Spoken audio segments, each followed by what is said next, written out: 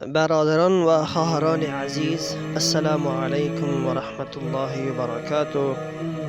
به توفیق و رضای الله رب العالمین به درس امروزی خودمان آغاز میکنیم که درس امروزی ما و شما انشاءالله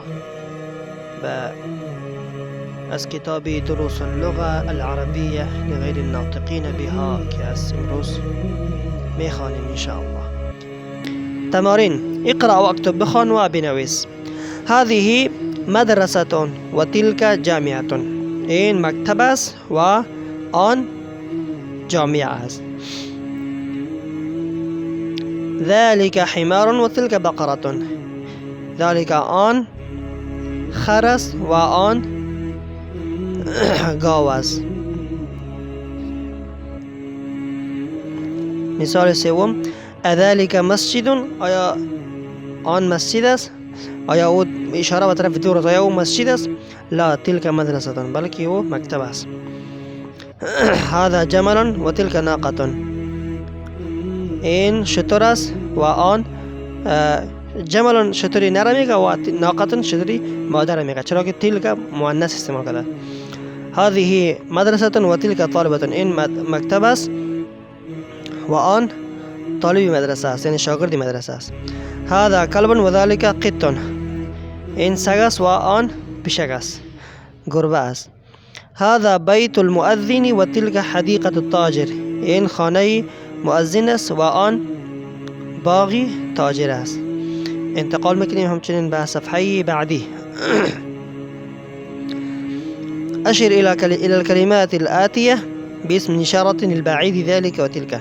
اشاره کنید به طرف همین کلماتی که در دو سطر هستند با اشاره بعید و قریب. هر آن لفظی که میبینید اگر مؤنث است شما با طرف آن اشاره میکنید تلک، و هر آن لفظی که مؤنث مذکر است اشاره به طرف آن میکنید ذالک. درست است؟ انشاءالله این را شما حل کنید. ام، دیگه میگیم تلک ام مؤنث است. ذالک اب، ذلك قلم. ببینید چیزی که مؤنث مذکر است اسم اشاره مذکر میاریم و اینا کلش چیزا دور است.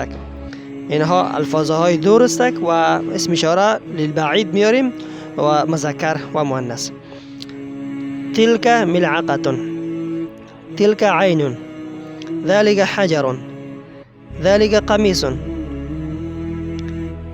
تلك قدر، تلك نافذة، تلك بقرة، ذلك مكتب، تلك ناقة، ذلك مهندس، ذلك مؤذن، تلك ممرضة، ذلك سرير، تلك حديقة، تلك طالبة، ذلك جمل، تلك بطة.